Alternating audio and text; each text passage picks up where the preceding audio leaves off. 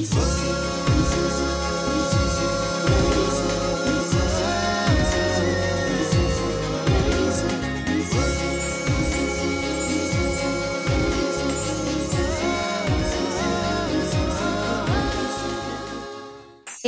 కెరీర్లో మొట్టమొదటిగా ద్విపాత్రాభినయం చేసిన చిత్రం ఇద్దరు మిత్రులు.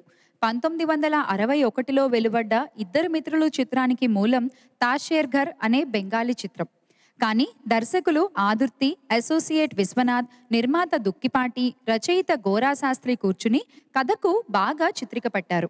ప్రసిద్ధ నాటక రచయిత డాక్టర్ కొర్లపాటి గంగాధర్రావు గారు సంభాషణలు రాశారు. ఏఎన్ఆర్ ధరించిన 2 పాత్రలకు రాజసులోచన, ఈవి సరోజ జోడీలుగా నటించిన ఈ చిత్రంతోనే సాలూరి రాజేశ్వరరావు గారు అన్నపూర్ణలో అడుగుపెట్టారు. అందమైన పాటలు అందించారు. ముఖ్యంగా అన్నపూర్ణ బ్రాండ్తో వచ్చిన రసాలూరి వారి వీణ పాటలు తెలుగు సినిమా పాటలకు ప్రత్యేక గౌరవాన్ని తెచ్చిపెట్టాయి.